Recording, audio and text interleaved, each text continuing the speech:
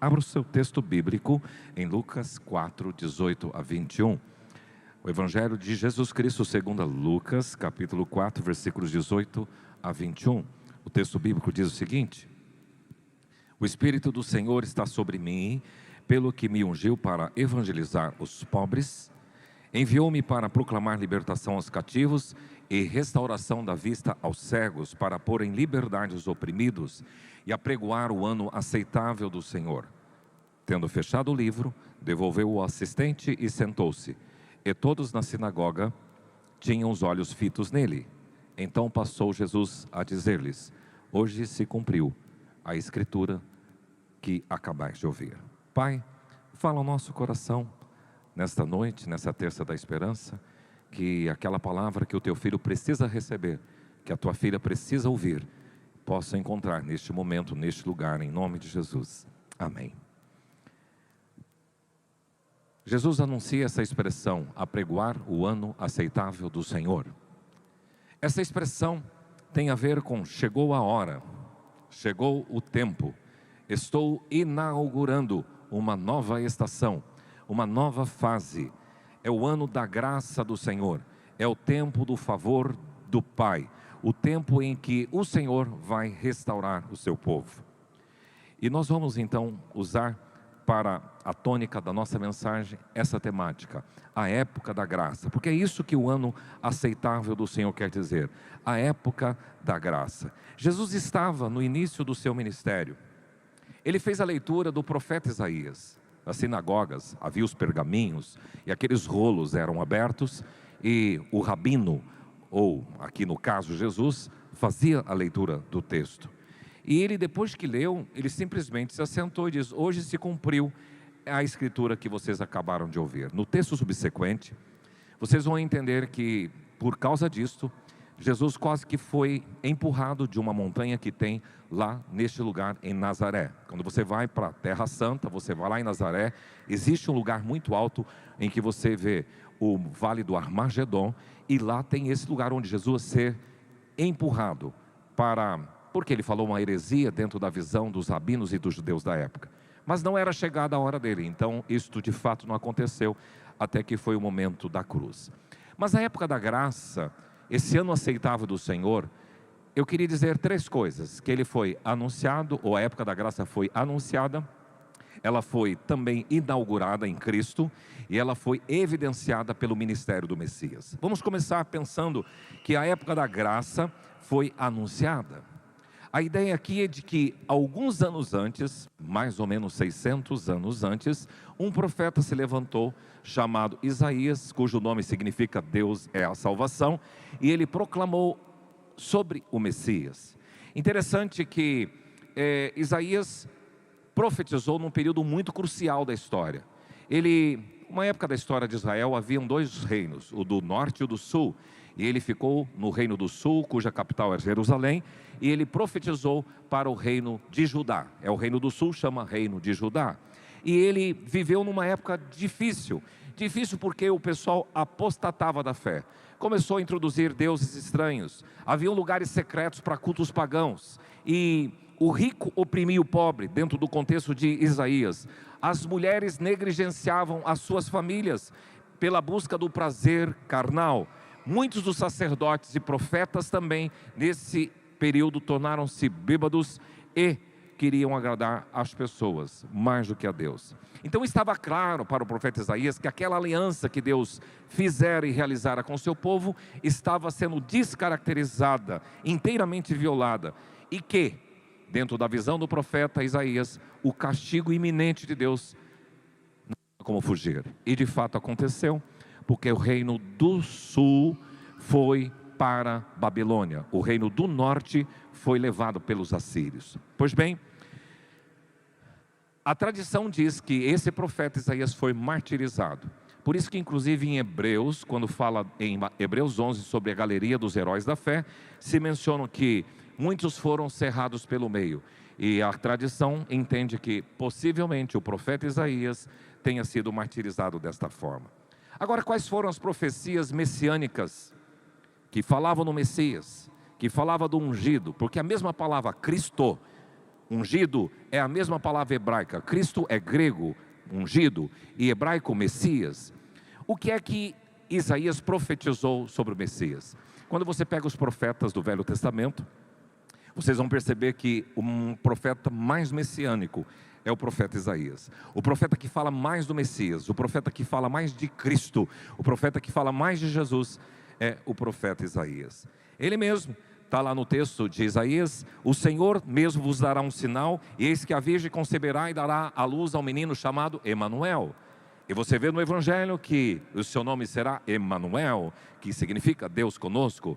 É no mesmo texto de Isaías 9 que diz que o seu nome será Maravilhoso Conselheiro, Deus Forte, Pai da Eternidade, Príncipe da Paz. E a profecia aqui é sobre o Messias, Jesus. Você vai lá para Isaías 53 e você vai encontrar sobre o servo sofredor. Ele foi como ovelha para o matadouro, ele foi humilhado, foi ultrajado. Isaías 53 descreve o martírio do Senhor Jesus Cristo. E esta profecia que Jesus leu no rolo está em Isaías 61:1. Jesus abriu o rolo, abriu em Isaías 61:1, falou dele mesmo: o Espírito do Senhor está sobre mim, porque me ungiu hoje se cumpriu. Então esta mensagem foi anunciada à época da graça pelo profeta. Mas em segundo lugar, a época da graça foi inaugurada agora com a aparição do Messias.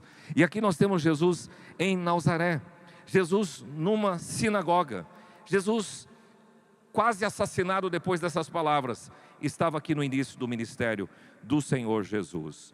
Quando a gente fala disso, nós estamos falando aqui dessa região interessante. E é importante que você entenda que no Império Romano, eles classificaram o mapa deles em províncias. E na região da Palestina, eles colocaram aqui, nós temos o Mar Morto, o Mar da Galileia, nós temos a província de Decápolis, de Gaulanítide e Judeia, Samaria e Galileia. Galileia era uma província, o que equipara nós com um estado. E interessante que a capital política e econômica e religiosa de Israel estava aqui na Judeia, porque era em Jerusalém, o templo. Mas a capital, ou o lugar mais simples, o lugar mais desfavorecido, era na região da Galileia, a região do povão. Sabe onde que Jesus realizou e a ênfase maior do seu ministério, onde ele alcançou mais popularidade? Foi na Galileia. Interessante que numa das viagens que a gente fez para Israel, eu percebi que eu preferia Galileia do que Judeia. A Galileia parece mais da roça, a Galileia parece mais rural, e Jesus desenvolveu muito do seu ministério na Galileia. A Judeia já não, é aquele lugar onde tinha Herodes, onde tinha Pilatos, é o lugar onde tinha o templo, é onde as coisas aconteciam, era a província mais famosa na época do Senhor Jesus Cristo. Agora, quando esta ideia de inauguração aconteceu, a gente vê que Jesus cresceu numa cidade chamada Nazaré. Recapitule comigo. Jesus nasceu em qual cidade? Vocês lembram?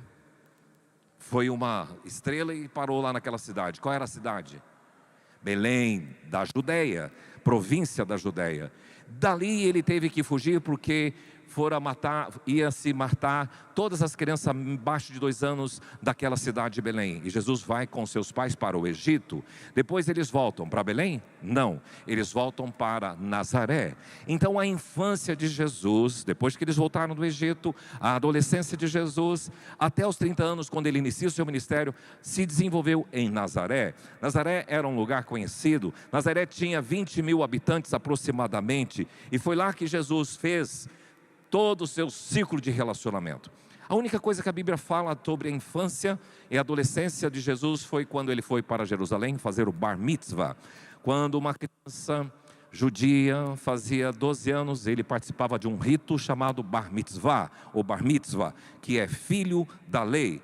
Aqui na igreja nós sempre fazemos com os nossos pequenos, quando completam 12 anos, Bar Baraká, filho da graça, da bênção, ou Bar Bat Baraká, que é filha da bênção. Mas Jesus só tem a menção disso. Mas era comum eles participarem nas sinagogas nos sábados e participar nas sinagogas nas festas judaicas. O que são sinagogas?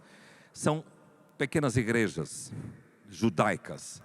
Quando o povo de Israel foi levado, o povo de Judá foi levado para a Babilônia, o templo foi destruído. Eles não tinham mais lugar de adoração, e é importante que até você saiba disso, que muitas vezes Deus tem que tirar algumas coisas de você para você entender que o centro não são as coisas, não é o templo, não é a casa, é Deus. E Deus destruiu o templo para dizer: olha, vocês idolatraram o templo, templolatria, e eles perderam o templo. Lá na Babilônia, eles começaram a se reunir nas sinagogas.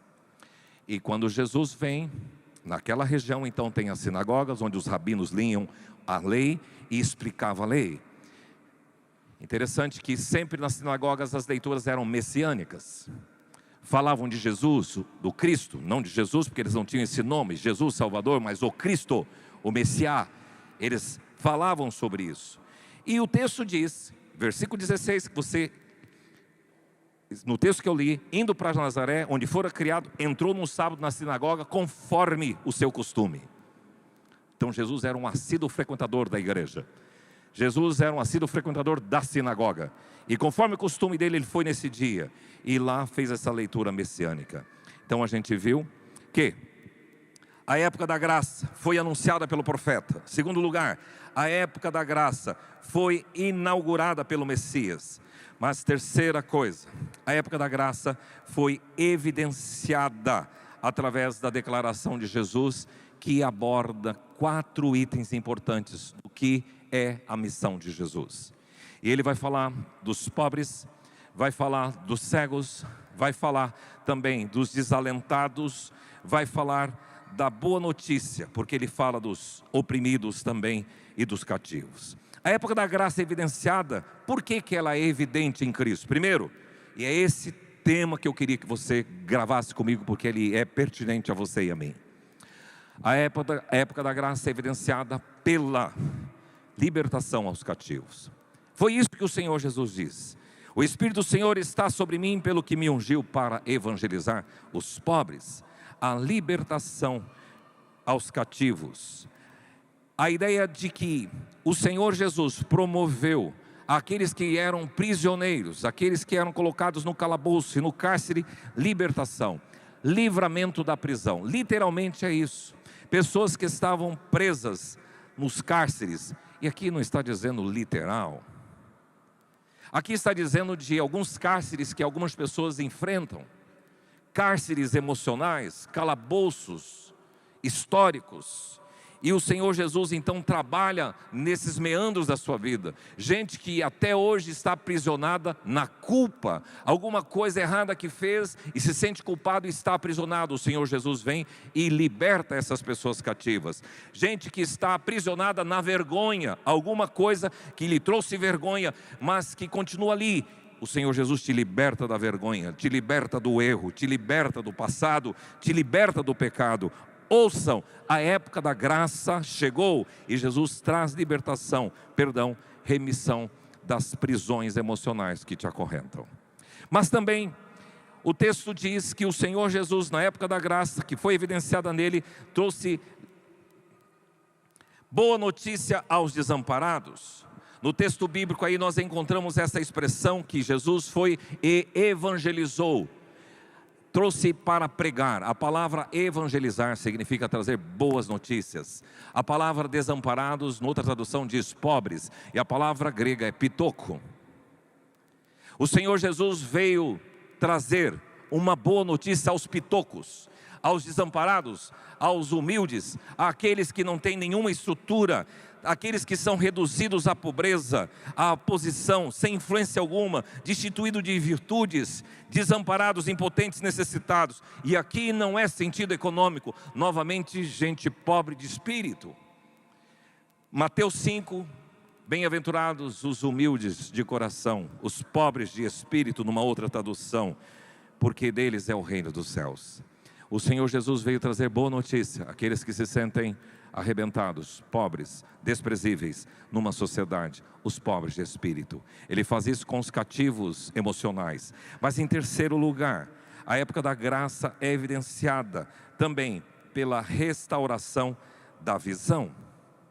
E aqui novamente a gente sempre interpreta, deve ser um cego de nascença que Jesus foi lá e curou. Não. A Bíblia diz que Satanás, ele cegou o espírito do entendimento das pessoas. E o Senhor Jesus veio no seu ministério, na época da graça. Esse é o ano aceitável do Senhor, Ele dizendo: a partir de agora, aquelas pessoas que são cegas espiritualmente vão ser tiradas as ataduras da sua visão, para que essas pessoas entendam o Evangelho. E desde então as pessoas têm compreendido. Inclusive um dos evangelhos diz que a região que vivia em trevas viu uma grande luz, e aqueles que viviam na sombra da morte, resplandeceu-lhes a luz. Porque Jesus, Ele tira toda a venda dos seus olhos. Jesus tira toda a cegueira espiritual, e você começa a compreender, você começa a entender o Espírito Santo. E Jó disse isso: eu te conhecia só de ouvir, mas agora os meus olhos te veem. Senhor, abre os meus olhos para que eu enxergue com os olhos da fé. O Senhor pode, pelo Espírito Santo, desvendar. E quando você ler as Escrituras Sagradas, você compreender.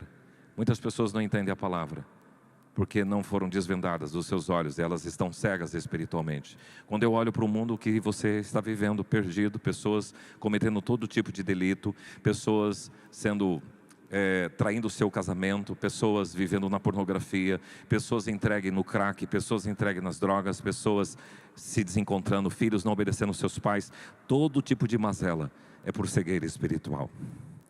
Hoje a Apple lançou um novo produto que vai revolucionar. Você pode acompanhar hoje. É um óculos que você vê em 3D e muitas coisas acontecendo. Não estou falando dessa visão, estou falando da visão espiritual.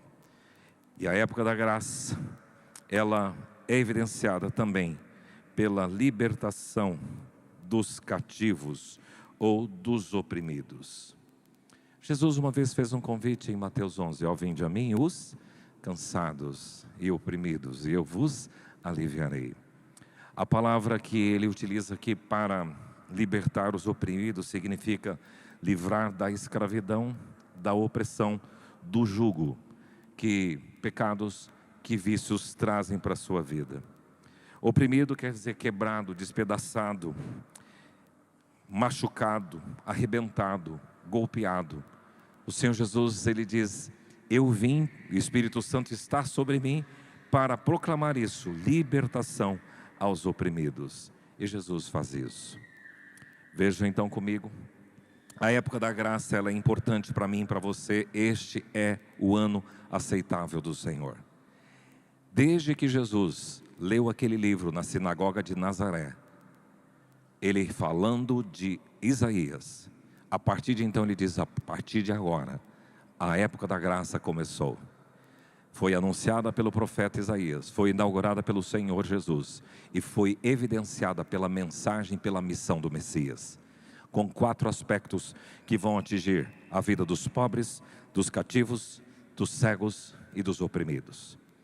Ele traz então a libertação, ele traz o amparo, ele traz a cura espiritual, cegueira, pobreza, tira da pobreza do espírito, tira da opressão, do jugo de Satanás e tira da pobreza espiritual e do cativeiro de Satanás.